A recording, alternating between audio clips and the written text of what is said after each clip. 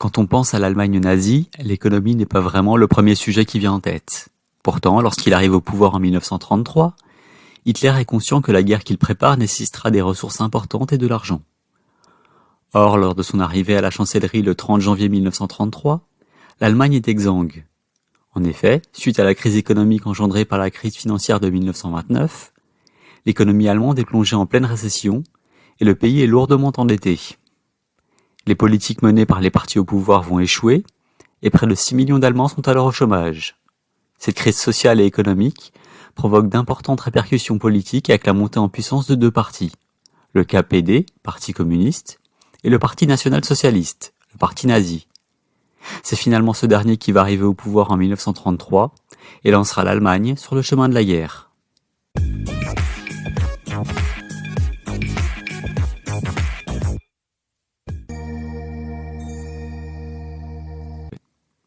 Dès son arrivée au pouvoir, Hitler annonce clairement sa volonté de revanche pour venger le diktat du traité de Versailles. Pour cela, il a besoin de relancer une économie dont la production et le commerce extérieur sont en berne. De plus, le futur effort de guerre va également nécessiter des quantités importantes d'acier, de pétrole ou encore de caoutchouc. Tout cela va nécessiter des investissements importants et donc de l'argent. Pour cela, Hitler a besoin du soutien des grands industriels. Néanmoins, un obstacle se dresse alors sur son chemin, la SA. Cette milice puissante, qui compte près de 400 000 membres en janvier 1932, inquiète les dirigeants des grandes entreprises. Il faut dire que les déclarations ouvertement anticapitalistes de leur chef, Ernst Röhm, ne sont pas faites pour les rassurer. Ainsi, le 18 avril 1934, ce dernier va déclarer devant le corps diplomatique à Berlin. Nous n'avons pas fait une révolution nationale, mais une révolution nationale socialiste. Et nous insistons sur le mot socialiste. Le combattant en chemise brune a depuis le premier jour marché sur la route qui mène à la Révolution, et de cette route, il ne s'écartera pas d'une semelle. D'un autre côté, les méthodes brutales des SA et la volonté de Röhm de prendre le contrôle de l'armée inquiètent également les milieux conservateurs et de nombreux cadres du NSDAP, le nom officiel du parti nazi. Sous prétexte de complot, Hitler décide finalement de se séparer de son ancien camarade et fait exécuter la plupart des chefs SA lors de la nuit des longs couteaux. L'opération menée par les SS permettra également à Hitler d'éliminer certains adversaires politiques, tels que Gregor Strasser et le Dr Klausner. Röhm, de son côté, est arrêté, puis sera assassiné le 1er juillet 1934 par Theodor Eicke, futur commandant du camp de concentration de Dachau.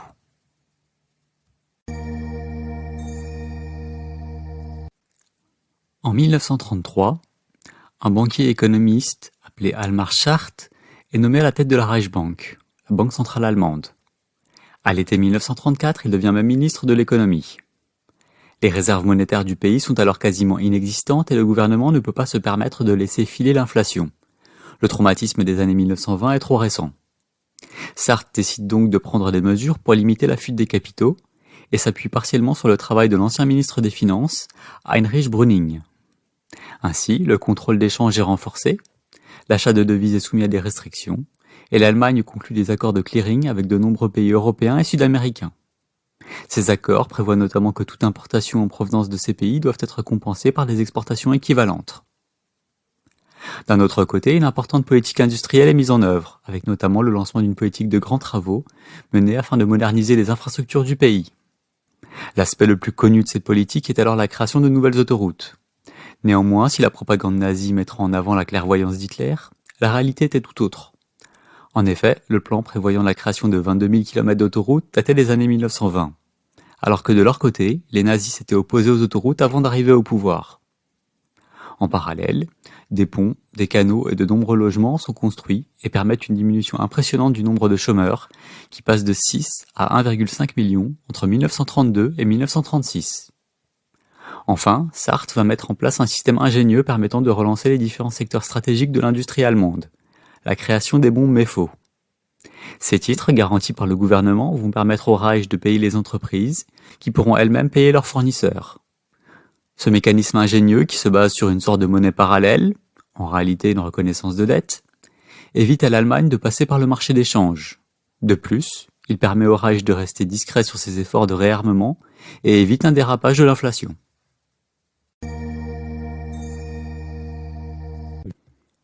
Si l'économie allemande est fortement contrôlée par l'État, les grands industriels y occupent toujours une place importante, Ainsi, si les nazis ont encouragé la concentration des entreprises et la création de cartels contrôlés par l'État grâce à la loi du 15 juin 1933, d'autres mesures ont été très favorablement accueillies par le patronat, comme l'interdiction du droit de grève et la suppression des syndicats.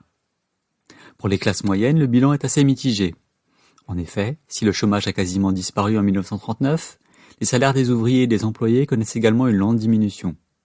De plus, si des publicités vantent la voiture du peuple de Volkswagen qui représente la réussite économique du régime, peu d'Allemands en possèdent réellement en 1939. D'un autre côté, les agriculteurs subissent toujours la concurrence des produits importés malgré les mesures protectionnistes prises par le Reich. Enfin, la politique des domaines héréditaires qui est censée protéger la propriété paysanne ne suffit pas à stopper l'exode rural que connaît l'Allemagne. Enfin, d'un point de vue plus politique, un changement important est décidé à la veille de la guerre. Alors que Sartre s'inquiète du coût du réarmement et de la nécessité de rembourser les bons méfaux qu'il a créés, il est renvoyé de son poste de ministre de l'économie en 1937. C'est un proche d'Hitler, Hermann Göring, qui va alors piloter le deuxième plan quadriennal qui doit préparer l'entrée en guerre du Reich grâce à une politique autarcique puissamment financée par l'État. Développement de caoutchouc synthétique, essence de synthèse pour éviter la dépendance au pétrole, sidérurgie, etc.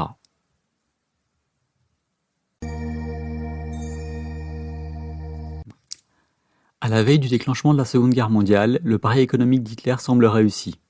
Le chômage a pratiquement disparu, le PNB a connu une croissance de 10% par an entre 1932 et 1939, et le réarmement a permis à la nouvelle armée allemande, la Wehrmacht, de disposer d'équipements modernes pour le conflit qui se prépare. Néanmoins, contrairement aux paroles de la propagande, la situation économique du Reich est loin d'être idéale. En effet, la politique d'autarcie imposée par les nazis coûte cher et indispose des entreprises qui doivent par exemple utiliser du fer allemand à la place du fer suédois de meilleure qualité. Dans le même temps, les salaires restent bas et l'inflation n'est contenue que grâce à un blocage des prix imposé par l'État. Cette gestion économique n'est pas tenable sur le long terme et nécessite un agrandissement rapide du territoire du Reich. Cette expansion commencera avec l'Anschluss de l'Autriche en 1938, avant de passer à l'étape supérieure avec l'attaque en Pologne. Voilà, c'est tout pour cet aspect rarement évoqué du Troisième Reich. N'hésitez pas à réagir et à commenter pour me dire ce que vous pensez de ces politiques économiques menées avant-guerre. Je ferai sûrement une suite pour vous parler de l'économie allemande pendant la Seconde Guerre mondiale, mais en attendant, si vous avez aimé la vidéo, n'hésitez pas à liker, à vous abonner à la chaîne. Et en attendant la prochaine, je vous dis à bientôt.